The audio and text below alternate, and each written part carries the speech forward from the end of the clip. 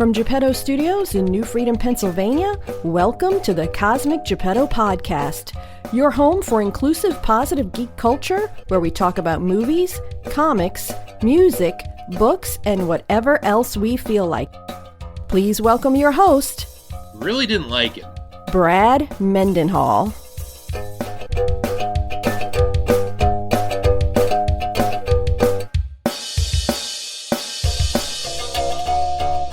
Hey kids, it is episode 245 of the Cosmic Geppetto Podcast. Thrilled to have independent comic book creator Jason Lenox return to the show. He's a favorite of mine, and I love talking to him about his series Lords of the Cosmos, which keeps getting better with every issue. Anywho, let's dive in.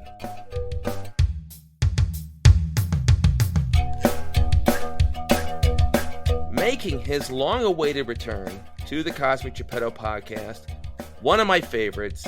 Always have a great time talking with him, and it's Jason Lenox, the creator, artist, and just all-around good guy behind the Lords of the Cosmos comic book. Issue 4. I have issue 4 in my hands. It's more great stuff. Jason, how you doing? dude. I'm doing great, Brad. I really appreciate you having me on. This is we've been doing appearances, together for years now. So this is always good to come and spend some time with you, my man. This is I think like probably your 5th or 6th time on the show. It's always great having you on. You've become one of our regulars, and we have a lot of great guests on the show. But I am always excited when I find out that the new issue is coming out. It's like, oh, geez. And it's tough because my life has been madness lately. And it's like, okay, I gotta get back to Jason. I gotta get back to Jason because I know we're always going to have a great talk. You sent me the newest issue, and I'm reading it. And it's always been a really solid, it's always been a really good comic. Something about it feels different. Like the series is, and it's maturing. The art's always been great, but there just is a cohesiveness to the storytelling and the way all these stories inside each issue tie together. Did this issue, when you were putting together, feel different than others have? Yes, because I think what we really hit in issue 4 was we've always used this universe anthology format. I think it's a cool idea. I don't know that we were using it to its maximum potential until we hit issue 4, which I think is always part of the creative process of you don't put your best material out on your first step. I think Lords 1 is a good book, but in retrospect, knowing what I know now, I would have done it a little differently. But you don't go back and redo stuff you've already done. I'm a big believer in, learn and move forward. So the biggest difference with, issue 1 to issue 4 was that there's 4 stories in this book, and they bounce around and accent each other where you can read each one on their own. But I really felt that they stacked up together versus the first issue in particular, where it's just kind of like, here's some stories that sort of relate. Whereas this one really feeds off everything else, and every story fed back into each other like a big circle loop. The effect was to be a multiplier to make it greater than the sum of its parts.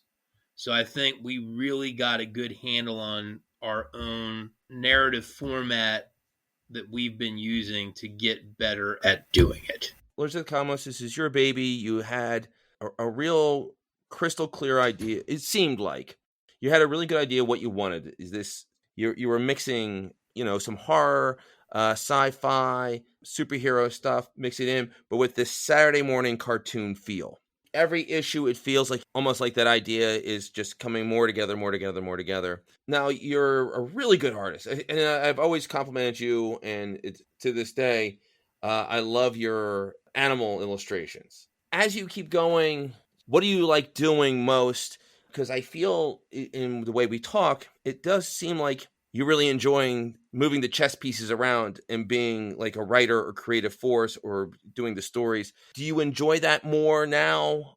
Are you starting to view yourself more as a writer and creative force behind it? Or do you still think of yourself like an artist and coming up with these really cool stories so you get to create this great art you want to make? There's a lot of shifting gears. It's been a really busy last couple months because executing the ending of the Kickstarter, which is packing and shipping 100 and whatever 200 physical packages out in the mail, is always a big task. And then I jumped right from that into launching another Kickstarter for my coloring book project, which is unrelated to Lords of the Cosmos, kind of a quick shift of gears. But I was working on art nonstop for Lords of the Cosmos 5 until I had to knuckle down and wrap up Lords of the Cosmos 4. I was really getting into doing pages for the next issue. And then all my free work time has gone into wrapping up and then launching another Kickstarter, which has taken a ton of time, and I've kind of been on an art break. But what I have been able to do during this time is shift gears and work on writing for Lords of the Cosmos, because it's less time impactful for it, and then writing some short stories with some of the other writers, and then we just wrapped up the art on a short story for issue 6, because writing is a little bit less impactful on real small stories. And then we can basically, what I've been doing recently with Lords is just reviewing and editing art. Making art, I always feels, for me personally, is the most time consuming part of it. There's always that element of like shift gears and do what you can during these times when you're a little bit preoccupied doing marketing, management, fulfillment to do art. My goal is, once the Kickstarter I'm doing now wraps up, and I have one other unrelated fan art commission to do that I promised months ago that I would do for a customer. Hi, Eric. Is that I need to get back to finishing those pages for Lords of the Cosmos 5. So it'll probably be about a month and a half, 2 months, and then I'm gonna eyes on the prize and get everything done for Lords of the Cosmos 5. Because I can do more than one thing, and sometimes time limitations switch, my whole thing is to keep things moving. And if it's not me doing art, it's can we keep our other artists working and creating material? When looking at other artists to work on this project, is there something that you particularly look for? Are you looking for somebody who can sort of match and syncs up with your art style? Or are you trying to get like a real diversity? It's like, okay, I don't want somebody whose art looks too much like mine. I want someone who does something different. Because I got to imagine it's a little bit of a higher wire act, because you have such a distinct art style and it's so ingrained into the world of Lords of the Cosmos.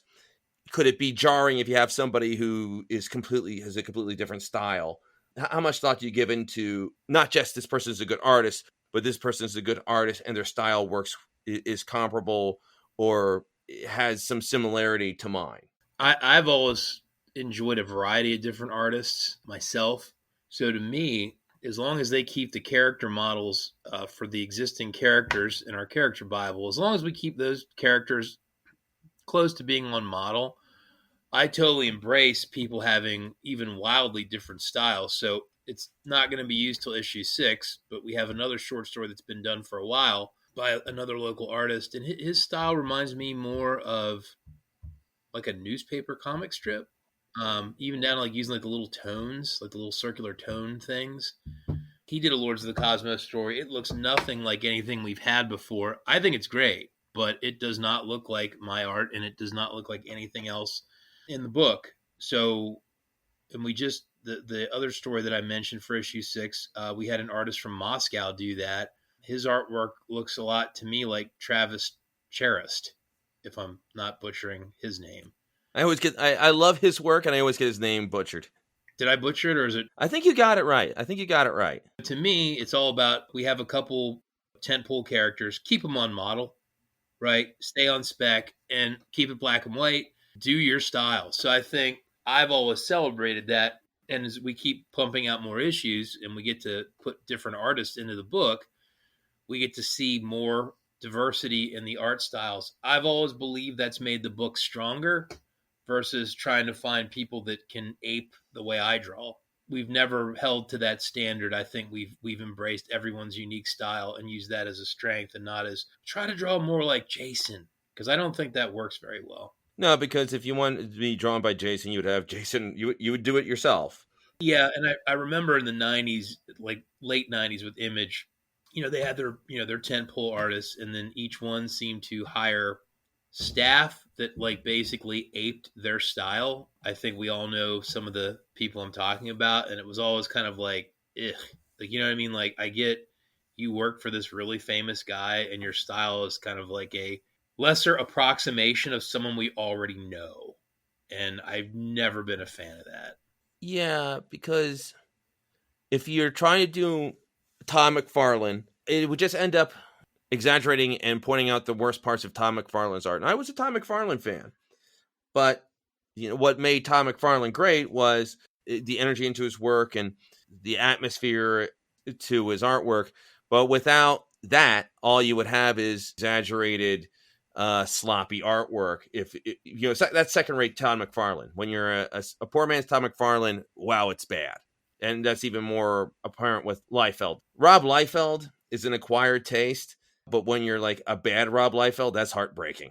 Rob definitely had a bunch of kind of in-house guys that mimicked his style, and I never really liked it. I never liked any of those guys. I mean, I think Rob has his own crazy energy, but like you said, it just always seems inauthentic to try to. I'm going to be Rob's art shadow or Todd's art shadow. So I'm with you. So I've gone the other way. To me, it's like, look, we have character sheets with our main characters. If a guy has a belt, keep him in a belt. If a guy has a gun, make sure he has something similar. I think we've been very open to that being a strength, not a weakness.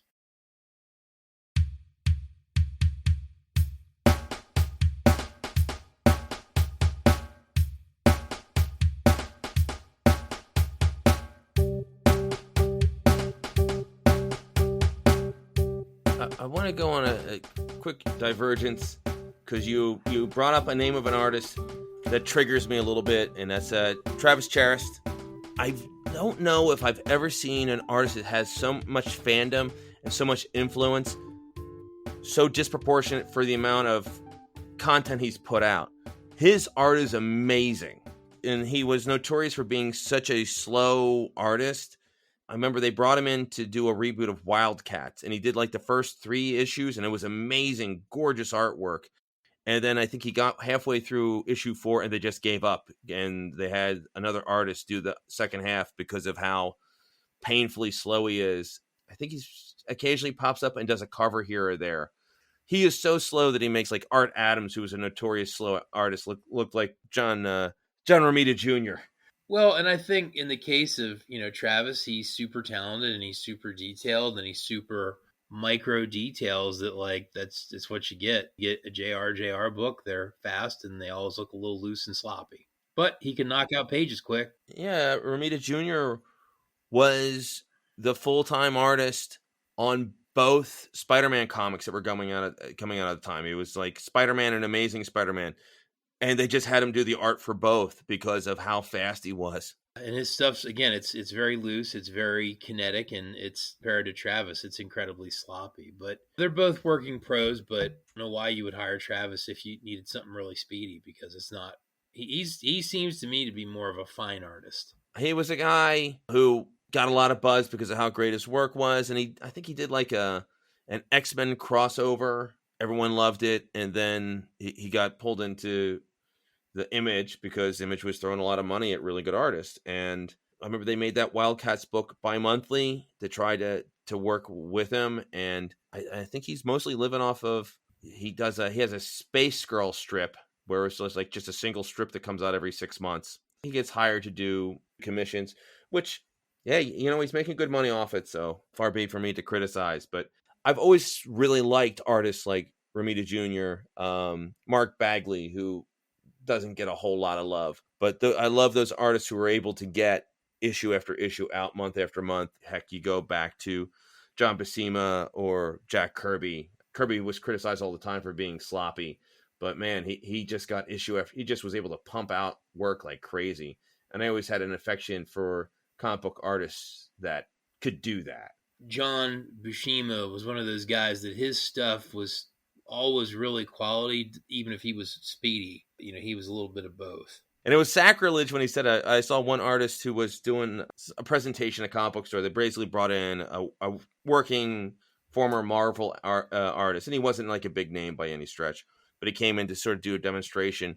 and he was talking about Buscema, and he said, "Is like, yeah, Buscema is like a really good version of Jack Kirby," and you could actually like hear an "oh," because that's really sacrilegious. Because in that artist's opinion, Buscema was a little cleaner, portions were a little better, but still having like the big wham action that Kirby did so well. Now you're getting into personal taste. When I was younger, I didn't like Kirby that much, but as I got older, I grew to really appreciate what he was doing. So, I mean, speaking for myself, I know my personal taste and appreciation have changed over time. I didn't get Kirby when I was younger, so I mean, like, yeah, I'm like, but what's your flavor? You don't have to like any artist, so I don't know. I mean, I could see a case for liking Buscema over Kirby and vice versa. I mean, me personally, I just think they're both super talents and they're just different. Kirby, what's amazing about him is what he was doing at the beginning of Marvel.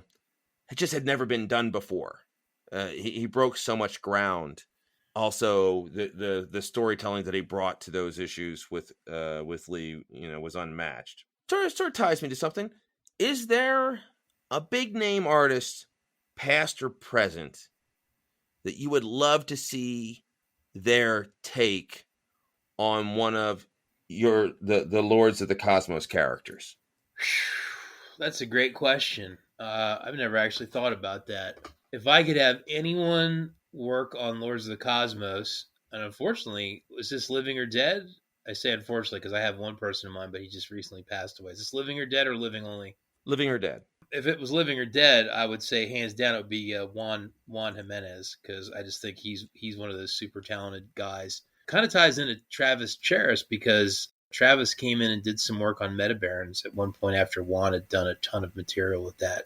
But yeah, I'd say Juan because I always thought his work was exquisite. He had a feel for fantasy. He had a feel for science fiction. He had a feel for vehicles. He had a feel for pretty girls, equipment, guns, environments. He did a lot of stuff in watercolor. So I would say Juan. Yeah, Jimenez had just some gorgeous work.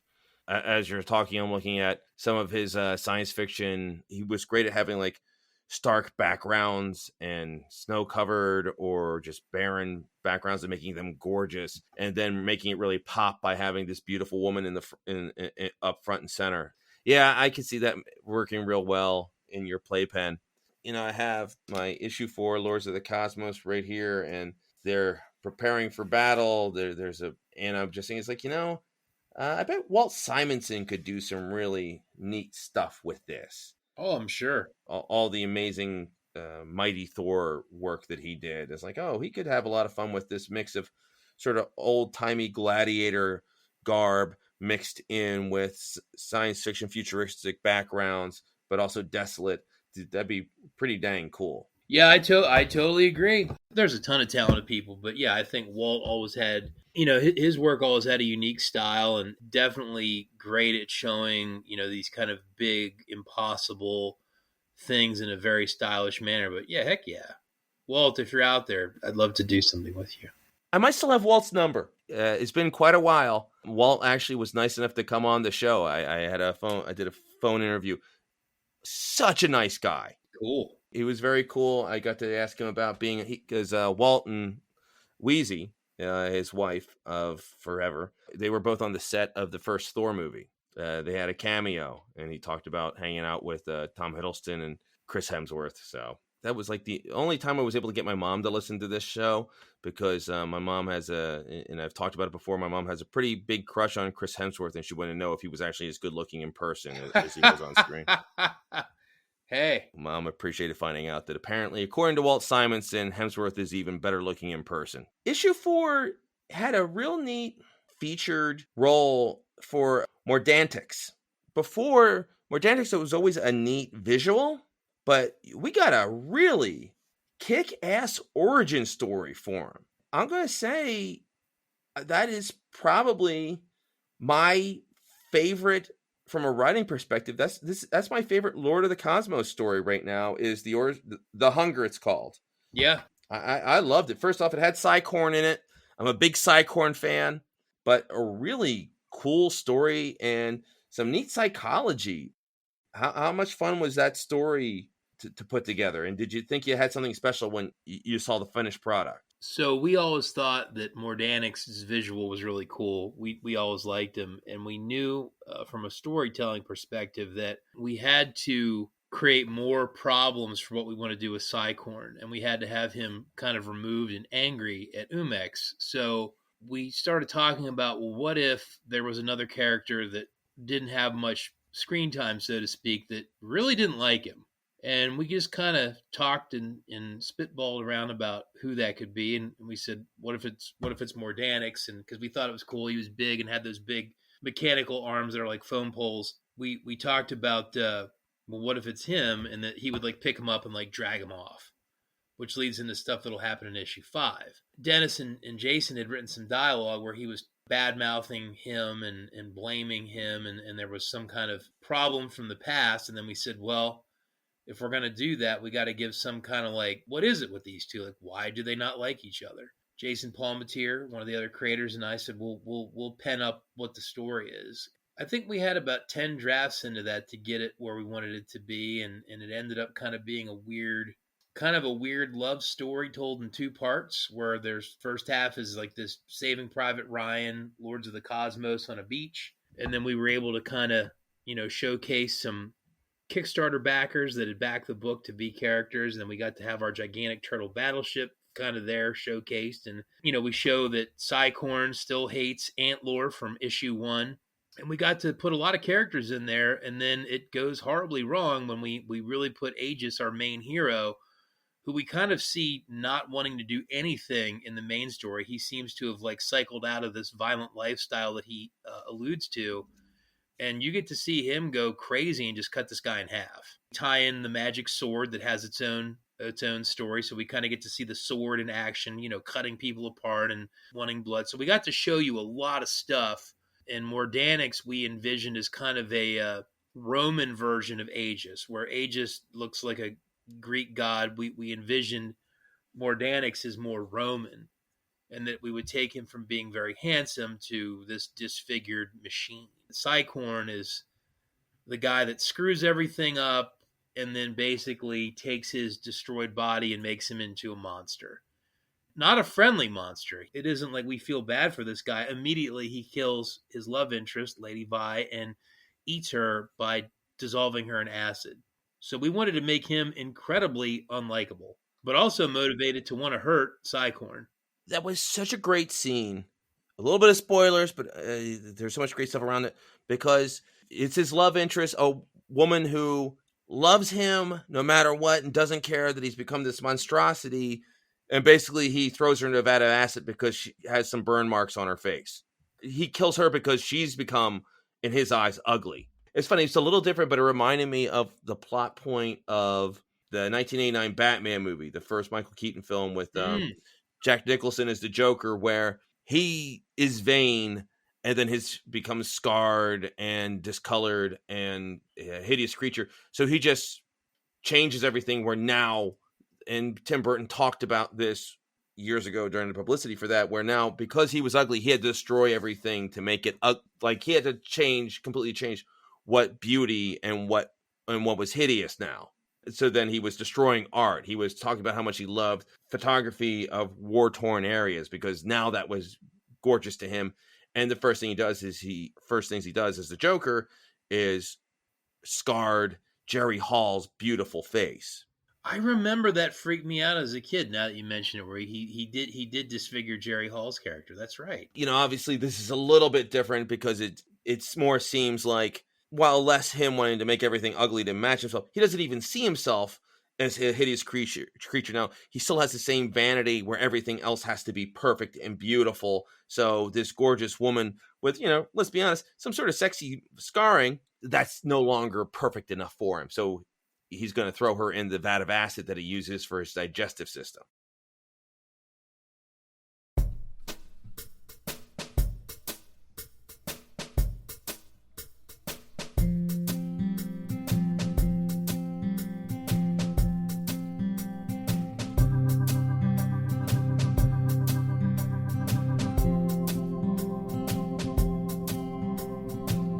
The other fun thing too for us was the more Lords of the Cosmos we make, and this is kind of in general, but this story, Hunger, really pulled it together was these characters that we've kind of just seen in passing, where we're kind of introduced, like, here's just a bunch of people. It's like we're trying to give you as much politics with these characters and interpersonal relationships as we flesh them out, where it's like some of these characters are friends, some of them don't like each other. If you go to the main story, we introduced that Aegis has a brother that they've now memorialized because he's dead.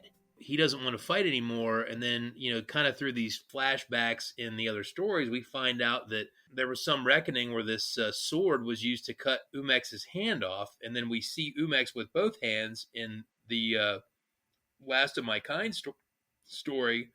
And then we see that Aegis's brother died a horrific death at the hands of Umex with his new tentacle hands.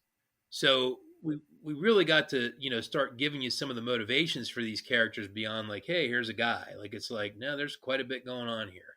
You had great eye-catching designs. It's been so much fun as a reader where, it's not just eye-catching designs. There's thought and pathos and actual traceable story to those designs. So it's not just, hey, that's a cool sword. It's like, no, it's a sword that wants the blood of Aegis victims. And I am a sucker for that.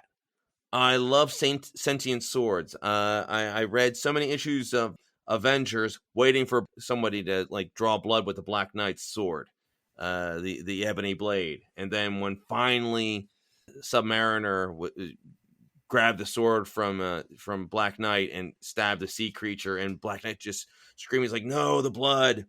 And it was so cool. You have your own take where you have basically the sword whispering and almost like a Iago, like almost whispering to Aegis because he wants the blood of it wants him to cut people down. And you could see why he locks that sword up, because having that weapon that just wants to drink the blood of his enemies, I can see that being a problem. So I that's such a neat. It's a trope that isn't used too often, but whenever it makes its way into work, it's really cool. Yeah, and the fun thing with that sword is that was always part of the hero's logo, and then we built it, into a character where we see the sword in this issue where it's basically idled and is stuck in a room. We see it when it gets found, and it's at the head of this, new group of heroes called Lords of the Cosmos, waging war against these evil disciples of Umex. And then we see it when it's in the heat of things. It's in a big beach landing. You used to cut a guy down. So we get to see this thing at the beginning, or at the end, beginning, and middle of its usage. So it's exciting. And it's funny you mentioned the character designs, because, one thing with Lords of the Cosmos, and eventually when it's all collected, it'll make sense, is that people still say, sometimes I don't get why you had to have all those villain pinups in issue 1. The hero pinups are coming in issue 5. Those are the very first things that we made. And we've been building up to the heroes kind of getting their big intros. So that's what you're going to see in issue 5, is when all the heroes are assembled. And you'll get to see all the hero designs as a series of pinups, just like the villains were in issue 1. So we kind of did that in our own way, but it's going to bookend like the 2 intros on a show where it's like, these are all the heroes, these are all the villains. So I'm actually really excited for everyone to see all those hero designs in issue 5. So in the future, I promise, but it's coming. Coming soon, next issue. It's been several years when we had our first conversation. You said you're lining up the bad guys. You're making them impressive, not just showing the designs, but getting some idea into their character. But the heroes are coming. And it's funny because while you have that Saturday morning cartoon feel to the look and some of the some of the storytelling, it's still dark. It's still a dark work, and you're gonna have that dark and have that dark. And now we've had 4 issues of it, and now the heroes are going to come through, and I'm sure it's not going to be easy for them, but then you get to introduce them, and I'm sure it's a whole new set of designs and motivations and stories that you have to tell. So that's for the people who've invested in this series. It's going to be so cool to see that. Well, and here's the thing with Lords of the Cosmos too, it's kind of like a bizarre meandering spotlight where each issue's kind of move the main focus onto different characters. Mordanix got a ton of play in issue 4, and Orgamemnon got a ton of play in issue 3, and Obsidia got a lot of attention in issue 2, and Umex got a good bit of attention in issue 1. Umex kind of, by issue 4, he's not seen a whole heck of a lot. got a little bit of a speaking part in the main story, and then we see him, a glimpse of him in Last of My Kind. But he's like the president. You don't see him out in the front line, so the spotlight has moved off him to a big degree. It's funny you say that. I always found it weird and probably a real current modern example is Black Panther. Black Panther actually doesn't make any sense, where he is the king of this technologically advanced country, and he's also like a sometimes street level superhero. I was like, that seems weird. Right. Wouldn't he have people for that? I mean, I get it. Some comic book characters, things that are a little silly, but yeah, we have fun moving the focus of these books around a little bit. Characters that have gotten to this point minimal attention are going to come into focus for issue 5. And then some characters that we've spotlighted are going to shift back. So these books are wild cards where it's kind of, we feel we need to take the story and we shift it around to keep you going. I do have a question for you. What did you think of the letters page? Did you read the letters? I was going to bring up the letters page. I was so excited to see a letters page. I'm a child of the 80s, and I always got a kick out of letters pages. They've gone away so much. And I remember Marvel sort of announcing they were doing away with letter pages because you had online fan forums. And I miss it so much. And I loved it. I loved the reaction. You have these great letters, and then you have Dear Nancy, I would love to see follow up the Umex's Revenge, and having that bouncing back and forth in dialogue. Cool logo, the Ugly Studios logo in the upper left-hand corner. The 3D Reckoning, a 3D comic book, and the little ad in the bottom, and just a neat little piece of Umex art in the lower right-hand side. It's so cool. I was so happy to see that. And it just did my 40-some-year-old heart good to see like a letters page again. And I was really excited for that. The letters came from the fans, and they were a scream because the fans started really, they got into it, and that's what I thought the letters page like was the cherry on top of the whole book, because they started going off in the letters pages and going off about Lords of the Cosmos since the 80s and building more mythology just through these letters, discussing the live action trilogy that got derailed by the second film. Like, it was crazy, right? I mean, it was just so fun. Comics is great with that. Comics, the fans feel invested. And there's a dark side to that, because sometimes they feel, certain times the fandom can turn a little toxic, where if something they don't like, even to a small degree, happens, they can go up in arms, and they can turn against other fans, or they could turn against creators in ways that aren't healthy. But at its best, that sort of fandom, they get in on the bit, and they get in on the mythology, and they want to do their own little things to perpetuate it. And it was so fun. When I saw that, I was like, been a fan since the 80s. He's like, oh, you beautiful bastard. That's awesome. Yeah, no, I really thought it was fun. The one guy was going off about an action figure that was a different color, and was it from an unproduced episode of the show or something like that, and it was a different character, which was something that those toys used to do. And the letter about the live action movies and how they failed and how it never got finished, and that was so 90s. Growing up reading comics, did you have a favorite letters page? Not just the fans who would write in, but also the responses to it? 2 of them. Mad Magazine was always top notch when they actually did Mad, and then Gru the Wanderer had an amazing letters page when I read it as a kid through Marvel. It was great. Those were great. The one that I always remember, which was pretty funny, was when Todd McFarlane had his Spider-Man series. When he left Amazing Spider-Man, and they let him do Spider-Man #1, which had that, I forget, was like 4 million copies sold of the first issue. It was one of the most tense letters pages ever, because Todd McFarlane was a bad writer. You would have the fans writing in and sort of criticizing some of the plot points, and McFarlane would defend himself, and then his editor would chirp in, and it was amazing how many times the editor agreed with the letter writer and not McFarlane. So they were just constantly, there was this weird tension where the fans weren't really happy with the plot lines, but they loved the art. Tom McFarlane would defend his plot lines, and then the editor was like, oh no, it's really dumb, Todd. You don't seem to understand the character at all. You just want to draw really cool pictures, which I think was a very accurate criticism of anything that McFarlane wrote. He wanted to draw cool pictures, and it didn't matter if it was like something that people would consider consistent with Peter Parker. And I just remember I would get those issues of Spider-Man. I'd read the stories, which were terrible. I would look at the art, which was really cool. And then I would just go to the letters pages to see how much bickering there was. I'll have to go back and look. I don't remember that. Now you got me inspired to go read it.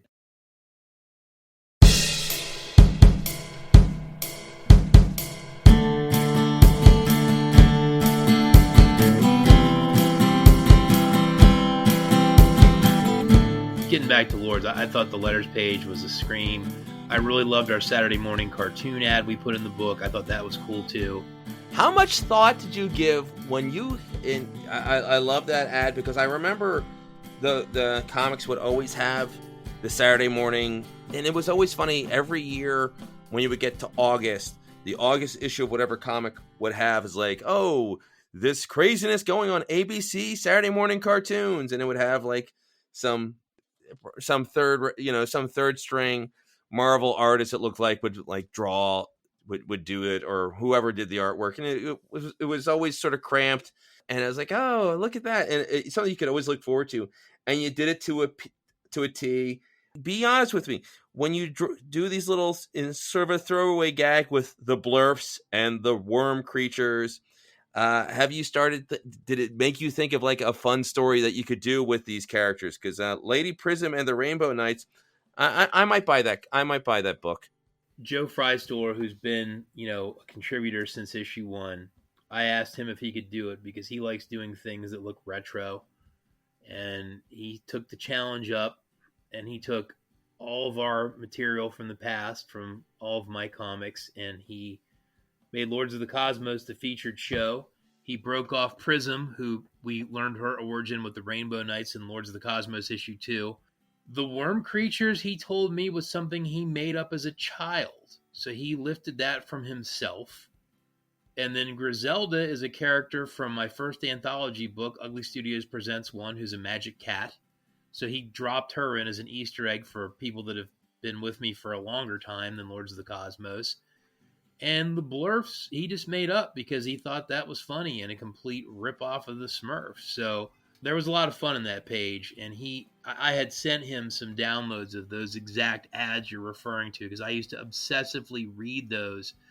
Someone would read a religious holy book, and I would design my Saturday morning around watch this on NBC at 8 and then switch to CBS at 9.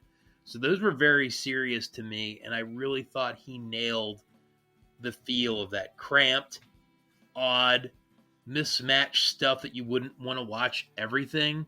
Like the sci-fi boys action show to the childish. You didn't watch all of them probably. You probably switched. But yeah, no, it was fun. I think we hit all the tropes on that page, and I think Joe nailed it with the look. I think he killed it. When I see that, when I think back to that, TV viewing has changed so drastically since the 80s. Yes. I remember we would get a TV guide, and I had a limited amount of TV I was allowed to watch on the weekend. I forget what it was. Like my parents said I could have an hour or 2 hours of TV every weekend, and I would be sure. It's like, okay, I'm going to watch the Herculoids or Thundar the Barbarian, and I would then have a half-hour break, and I would run outside or read or whatever, and then I would come back for, I don't know, Pandemonium or whatever it was. If you missed it, you missed it, and you would just have to hope for a rerun. It's so different now because my kids, like my daughter, is a big fan of Phineas and Ferb, and she loves the episode where it goes in 10 years into the future or however many years, and we see Phineas and Ferb is about ready to go off to college, and she'll just say, it's like, I want to watch the Act Your Age episode of Phineas and Ferb, and she literally, I'll just push a button on my remote. It's like, Phineas and Ferb, Act Your Age, and it pops up, and it doesn't matter if it's Saturday morning, Sunday afternoon, Tuesday evening, she can watch whatever she wants. And you don't have the tension of, okay, if I'm late, I can't pause it. I can't go back to the beginning. I can't, and heck, I'm old enough to remember when we didn't even have a VCR to record it. So you had to be Johnny on the spot. Those things now that you're referring to, they're all nostalgia, is what they are. And Lords of the Cosmos always, I don't like all the properties that are endlessly rehashed. But I still love the feeling that I get thinking about some of those things. And like the little crappy Green Lantern full page ads where he would have a 1-page adventure to get a Hostess cake, right? You know what I'm talking about, or the Hulk, Oh right? yeah. You miss those kind of goofy things because it reminds you when you were a little kid. What we really tried to do is give you a bang up comic book, but we really tried hard as a group to give you those feelings, to give you the cartoon page, to give you the letters page. We want to keep giving you those feels to make you feel good while you're reading it. And obviously, if you're seeing that stuff and you're like, dude, it worked, like, then hell yeah, dude. We as a reader, then we did it for you to give you. We want it when we give you a Lords of the Cosmos issue. We want to give you just a fat package of awesome, where it's like, I want to give you all those feelings and nostalgia, but not just like, hey, remember this, like to twist it a little bit, the feelings, but it's original. And it, hopefully it's a fun surprise. Toy packaging in the back was always our first stab at it. Definitely, I think, stepped it up. And we've talked more about doing some other things. We've talked about doing like a Sears catalog page. We've talked about doing a live action movie poster with real people, with one of their failed live action movies. We've talked about doing a VHS box for some art, with animation cells in the back from the show. And to keep giving you those glimpses of things that you're like, man, this Lords of the Cosmos is big. It's all over the place. It's VHS tapes, it's toys, it's Sears catalog sections. Also, that's just great marketing. I remember hearing an interview with Gene Simmons, one of the creative forces behind KISS, and he would talk about how early in their career, they would only come to New York clubs once a month or once every 2 months. And they would say, it's like, oh, we just returned from a tour of the West Coast, or we just came back from Japan, or we just came back from wherever. No, they just were sitting in their basement practicing, but they didn't want it to seem like they were just they didn't want to feel like a local band. And then they would also have these big speakers on stage, but it turns out they were just gutted, and they would have their tiny speakers inside to make it look like they were a big act. So there's just something so fun of the idea of just from a marketing perspective. It's like, there's the Sears catalog, there's the live action image and all that, and it's just fun showing that thought and presenting it as such a big thing. There's no reason you can't become it. Walking Dead, that was just a silly little independent comic book, and now it's one of the biggest things. It's still one of the biggest TV shows on cable, and there's working on their 3rd or 4th spinoff. So, the Lord of the Cosmos is always has that potential to be something real. I would always be interested to see what could be done in another medium with the ideas you have. If I had money, I have tons of ideas. I would roll out an entire show with like a complete imagined world of other shows and toys and ads. I think, to me, if it was full freedom with a budget, I would make each episode like an issue of the comic. It would be animation, it would be live action. We could do claymation, different styles of animation, hodgepodge it all together with advertisements, like you were just kind of flash forwarding through years of old Lords of the Cosmos material. I think it'd be a lot of fun. In my head, I can see it. Maybe one day we'll be granted the financial budget to do that. I think it'd be a blast. I think people would get a real kick out of it. You alluded to the older IPs, the stuff that we loved in the 80s and 90s, and how it just gets retread so often with diminished returns. In the news not that long ago, there was the Kevin Smith written, produced He-Man Netflix show. Did you have a chance to watch any of that? So that's a great question. We actually had a little private meeting about that show as it was kind of coming out. Dennis and Jason and I discussed, what does this mean? Is this good? Is this bad? We didn't even know what it meant, because we've been pecking away at our Masters of the Universe inspired project, Lords of the Cosmos, for years. And then there seemed to be this, hey, they're doing this thing.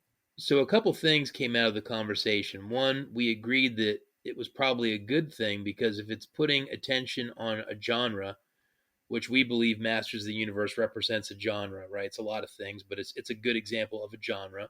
That's a good thing, right? A rising tide raises all ships.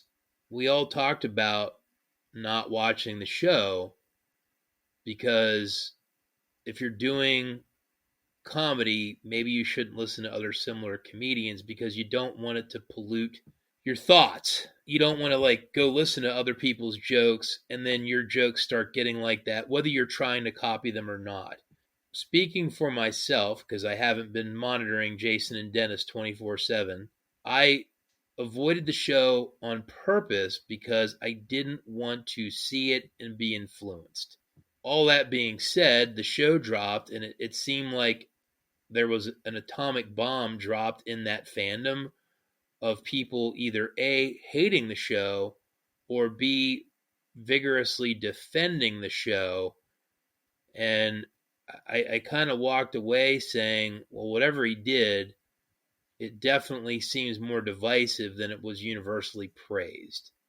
And again, I avoided it because I didn't want to see it and I didn't want to be influenced. So it is funny. A lot of people are like, what did you think? And I'm like, I am taking a stance of no comment, no opinion, because I will not watch it. Now, at some point when Lords of the Cosmos is done, I'll go back and watch it. But for right now, I really don't want to. So, I mean, I've heard some general broad terms from the show, but I don't want to watch it. I watched the first episode. It stirred up a lot of controversy because Smith was pretty cagey about stuff beforehand. And basically, people, I think, felt a little deceived because stuff that he said wasn't going to happen happened. I didn't love it, but it wasn't because of that. It didn't have, in my opinion, it didn't have great pacing. And also, there's a thing, I know a couple of people who have done voice work. And one thing that really irritates people who do voice work is when actors who aren't voice actors get big voice acting jobs. I've heard a lot of people complaining about that recently, that it's just like, let's just slap famous people into these VO jobs. And sometimes it works. Robin Williams as the genie from Aladdin. That was perfect. Yeah, that worked. Mike Myers as Shrek. But then sometimes it doesn't make any sense. I can't even remember the name of the movie, but Channing Tatum did voice work for maybe Lego Movie or something like that. It's like Channing Tatum doesn't have a distinctive voice, and it's not like that's not Channing Tatum's strength. Right, they're just hoping that his fans just show up because he's in it. With the He-Man thing, basically the main character is voiced by Sarah Michelle Gellar, and she is, in my opinion, a lousy voice actor. I don't think she was given the best lines to deliver, but she did not sell it. And I was like, wow, this might be the worst voice acting I've heard since. And I'm like going back, I was like, all right, who's a really bad? And I was going back to like Judd Nelson as Hot Rod in the Transformers movie, where it seemed like he could not give less of a crap. Yeah, I agree with you on that. And I have a lot of affection for that old Transformers cartoon movie, but you could tell the difference between the actor, was it Peter Cullen, who does the voice of Optimus Prime, who brings this great pathos and energy to Optimus Prime, and then you have these weirdly awkward line deliveries from Judd Nelson, because he's not a voice actor, and he obviously was just paid barely enough money to show up.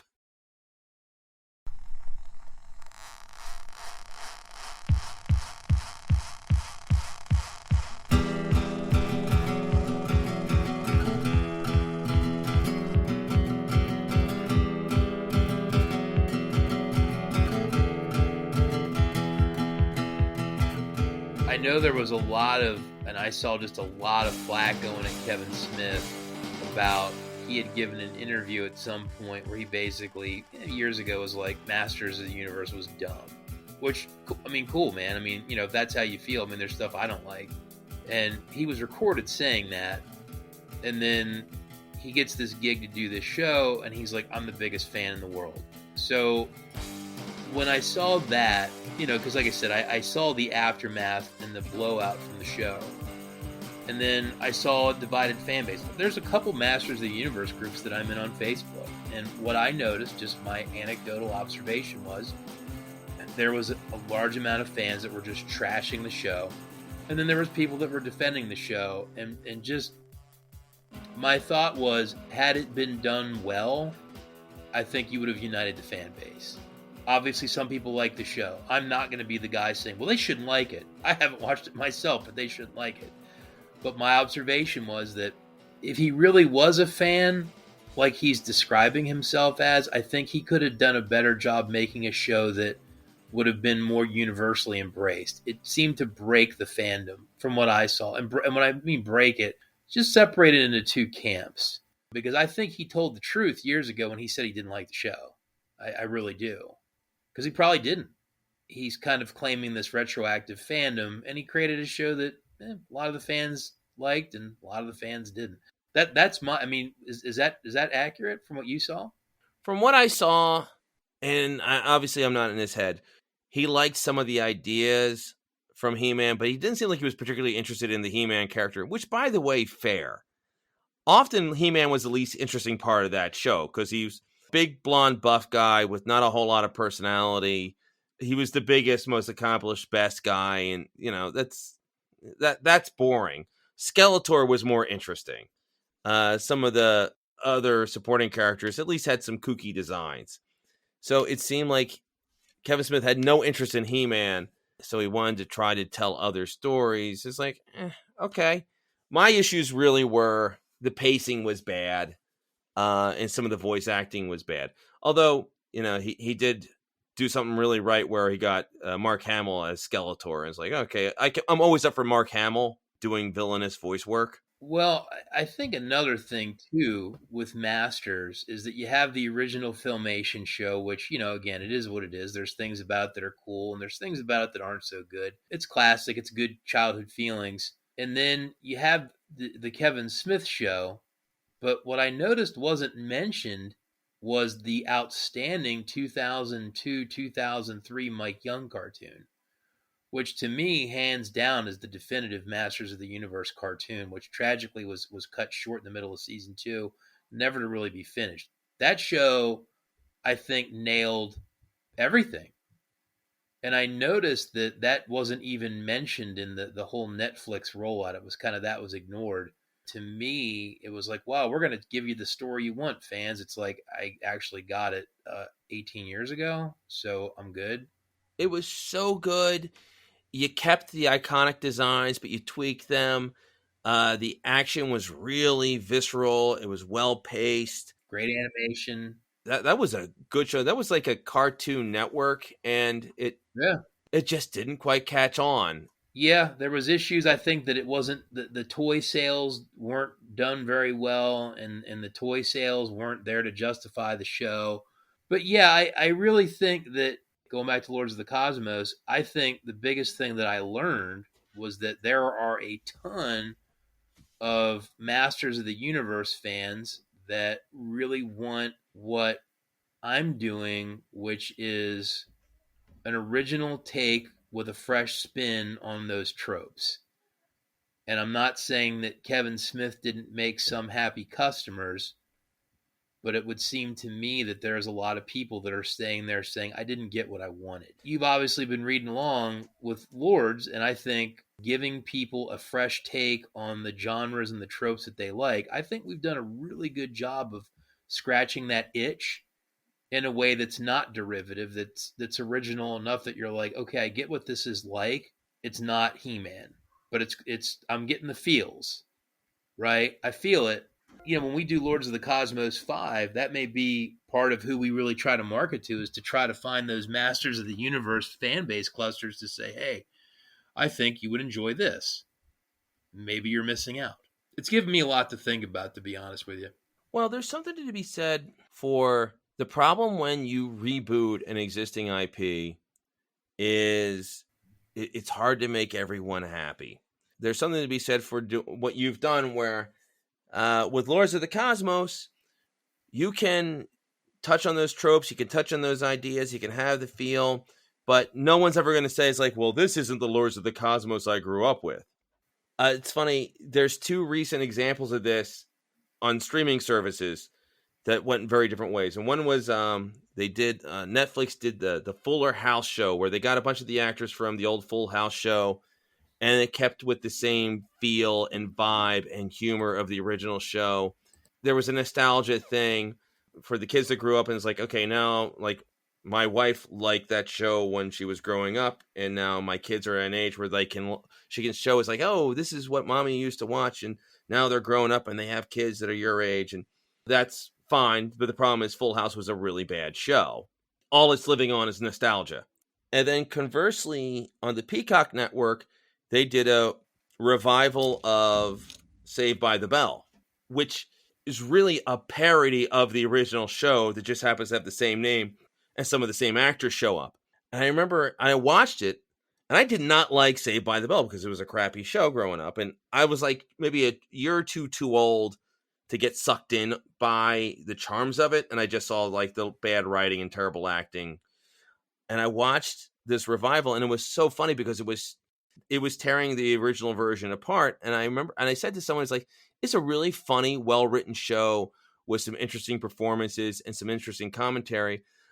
It just seems weird that you're calling it Saved by the Bell and you have everyone with the same name, because it sort of like wants to have his cake and eat it too, where, oh, we're taking the piss out of this show, but we still want you to show up and say, hey, there's Slater or there's Preppy or whatever. I said to my wife, I think it would work better if instead you just had a show called School Days or something generic, and you could have those same actors sort of playing the same character types. So you could say, oh, that was the guy who played so-and-so, but when there's enough distance between the original product that when they make fun of it, it doesn't feel like they want it both ways. So my wife wanted to watch the new Saved by the Bell, and we watched an episode or two of it, and I thought it was one of the weirdest things I ever saw, because I couldn't tell if it was trying to be funny, some kind of like modern serious drama. I couldn't even figure out what the heck it was supposed to be, except remember Saved by the Bell? And we watched one episode, and it was just like bizarre. I couldn't tell what the hell it was. Was it? So we got sucked in because of the name. And, they slapped in some of the actors, but it was just dumb. I mean, there's my big review. It was dumb. It was dumb. They had some interesting satire, and also, it could have been a thing of after. And I remember not thinking much of it after the first episode, but it's one of those things where it was on Peacock and it would automatically go into the next episode. Basically, once they established everyone and they got away from some of the dramatic stuff, it was like, oh, okay, I get it. I get the jokes. And I remember there was one funny joke where one conceit from every teen comedy, every teen drama was often they hire somebody who's way too old to play a teenager. The whole thing of Luke Perry was in his mid to late 20s when he was playing a 16-year-old on Beverly Hills 90210. And they leaned into that joke where they're at the diner where all the kids hang out, and one woman who's obviously in her like late 40s, early 50s walks up and says, hey, Bobby, are we going to study after class? Are we going to hang out at the homecoming game after class today? And somebody's like, okay, are we all seeing this? That woman's obviously old enough to have grandkids. What's going on here? And each other background character was progressively older and older until you're expected to see like Jason Robards go up in a wheelchair or Wilford Brimley or whoever. And you're right. I mean, like, are you going to tell a show that's self-deprecating and over the top and silly? Like, I don't know they even knew what they were doing, except to say, and again, it's why I bash a lot of this stuff, is that they want you to show up because you remember it. And, you go to it and you're like, I don't like it. And I agree. I think Kevin Smith, and again, I'm just speaking about the feedback that I saw, it seemed like a lot of people weren't happy with what he did with the characters, which, like you said, the cool part of using popular characters is it does a lot of heavy lifting. You don't need to explain to people who Tila is or He-Man or Skeletor. We pretty much know who they are. But at the same time, then you're handcuffed by expectations. I don't know that the fan base for these properties want these characters changed. I think they want a lot of the same. And I think there's a little bit of, I don't know if lazy is the right word, where it's like, do these people have the backing and the courage to make up their own He-Man styled tale? And then you can do whatever you want, right? I think that would require a different level of commitment and challenge. And whether Kevin or any other creator wants to even bite that off, or even if they did, if it would be supported, who knows? But it's funny because I think the stuff we get most excited for now as viewers is, like, right now, I love watching Squid Game. I don't know who any of the people on the show are, and I have no idea what's going on, But I think it's amazing because I'm having fun discovering it along with the characters versus like the 1 millionth iteration of Batman. After a while, even the Dark Knight gets a little stale. You know what I'm saying? Well, and especially because they don't give it any room to breathe. You see the ad for the Batman, the Robert Pattinson as Batman, and it's directed by Matt Reeves. It's like, oh, it's a young Batman. I was like, we just saw a young Batman 10 years ago. The first Christian Bale movie was a young Batman.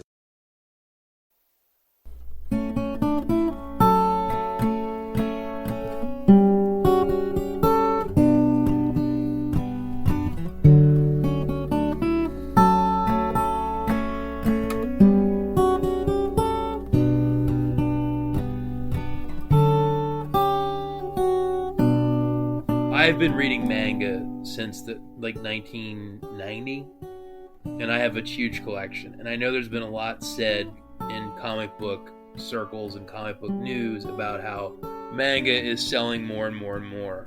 People argue and fight about that, but I'll put it down for you from my own personal take, because you're a reader and you're a friend. I'll tell you what I think. DC and Marvel seem to be locked in this cycle where the only things they can give you is minute variations on the same stuff. Just what you said. Hey, here's Robert Pattinson as Batman, and his uniform is a little different, and his Batmobile is a little different, right? Or, hey, here's a slightly different Batgirl uniform in the newest Bat comic, right? Like just minor variations, right? And I think where manga has done a better job for decades now is that they're not worried about giving you minor variations about, Shitaru Kaneda from Akira. They're busy giving you all new properties that every one is different than the next. And they're not all guys in spandex punching each other. I just saw a thing on the Right Stuff website for a book called Chainsaw Man, where it's a guy's arms are chainsaws. Like, I am morbidly curious about Chainsaw Man. My 4th grade son and I, we're watching Demon Slayer. Like, we just started watching that a month ago on Netflix. We love it. And again, it's all new characters doing all new stuff. We haven't watched it yet, but I've heard tons of good stuff about My Hero Academia. I love Attack on Titan. And in 3 or 4 years, my guess is there's going to be all new titles from Japan. They're going to win their laurels because they're great new concepts. Oh, and here's the thing, Squid Game's from Korea. It's the same thing. It's an original idea that I don't know what's going to happen, right? And I'm excited for it. Where U.S. properties have really fallen down is we're not having Kevin Smith do his original idea. We're having him recycle and regurgitate the same old stuff. Hey, here's a little bit different Batman. And I think these U.S. IP holders are in a death cycle of they're not making new stuff. They're just chewing the same piece of gum over and over and over. And they're not making new material. And I think this move towards these, whether it's Korean or Japanese, they're knocking out new concepts, like a lot. It's like they have fresh material all the time. We don't need to have Akira retold 1,000 times. It's done. And Akira is still awesome, but we're not getting, well, here's Tetsuo, but he's got a different set of shoes now. Oh, okay, cool. Like, I'm good. We don't need more Tetsuo. We've got enough. And that's my take, and I say that as a reader for 30 years of both. I still buy manga. I buy very few U.S. published big publisher comics. I love to buy my Kickstarter books and my self-published friends' books, but the DC and Marvel stuff, very rarely. There's nothing there for me anymore. I mean, it's like I've kind of done my fill because they're not giving you. Well, I should say me, because I'm just speaking for myself. They're not giving me new stuff that I'm excited for. But the Asian publishers are giving me awesome new ideas, not slight variations on the exact same stuff. In the 90s, and not all of them stuck, but they were always introducing new characters. Sometimes they would catch on, and Deadpool, Cable, then you would have Darkhawk, Sleepwalker, and they tried New Universe. And not all of them worked, but some of them did catch on.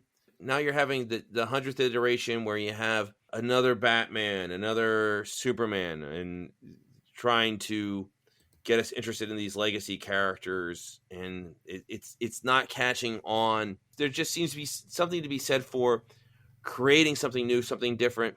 When I look at Marvel movies and DC movies and everything, and I obviously I have a lot of affection for them, and some of these movies are really well done, but you do worry that they just keep going to the same well. Eventually, the bottom's going to drop out. Ask anyone who was a fan of Westerns in the 50s. And then in the 60s, all of a sudden, they went from every third movie was a Western. And then now you get one Western every 10 years. And usually those rare Westerns are taking apart the concept. And boy, it's going to be pretty rough the first time a Marvel movie bombs. And then the first time Batman movie brings in no money, because the entertainment industry, the movie industry specifically, has so little fresh stuff upcoming that's going to be able to take the place in the cineplexes. Better hope that everyone goes to see the Batman, everyone goes to see Eternals, even though and it could be great. I've seen nothing from the Eternals trailers that makes me interested in seeing that movie. Yeah, and eventually they just may run out of gas. They've had a hell of a run. They definitely have a winning formula. It reminds me of like big chain restaurants. It's very safe.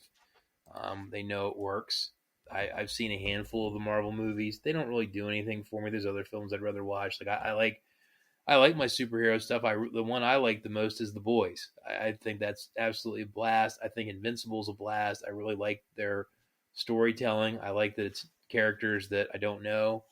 And I'm learning about them. They're fun. I thought the first episode of Invincible was amazing and had me glued to my screen, and my butt was in my seat, and I wanted more. And it was a deconstructive story, but it was done really well. There is a market for that, but I think eventually, like you said, I think the Western model is probably eventually in their future. Nothing lasts forever in entertainment. Everything changes. Jason, it's always awesome having you on the show. We've got to get you to plug your pluggables.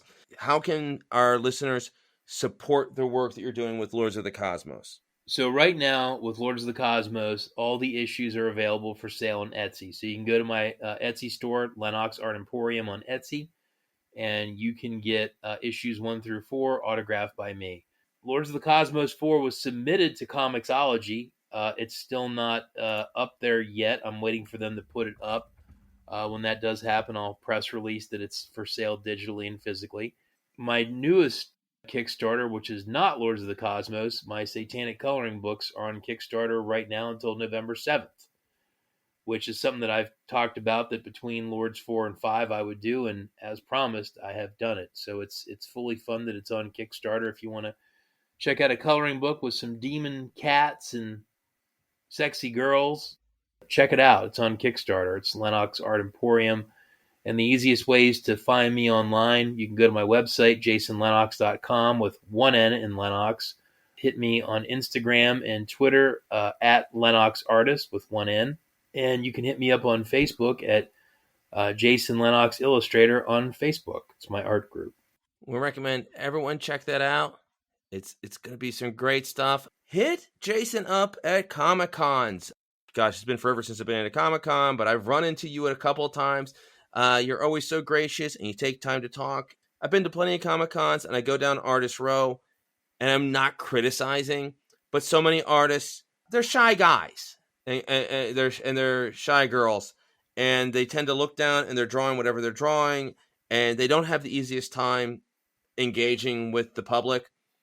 And you do a great job of that. And you're always so warm and welcoming to the people who come and look at your stuff. And you take time and you're engaging. And you're just a heck of a nice guy. So recommend everyone take some time and say hi. Jason, as always, it's awesome talking. And we're going to do this again. I appreciate it. Thank you so much. And it's always good to be on the Cosmic Geppetto.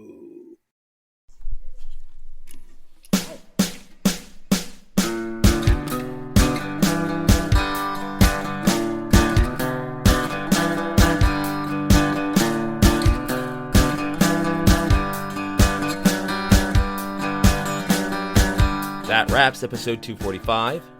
Big thanks to Jason Lenox. He's a heck of a good guy, and a talented artist. Support his work, please. Next time on the Cosmic Geppetto Podcast, I promised it before, but this time I mean it, Dr. Anna Papard is back, and she is so cool. Till then, in the words of Jarve Harden, see you in the funny pages.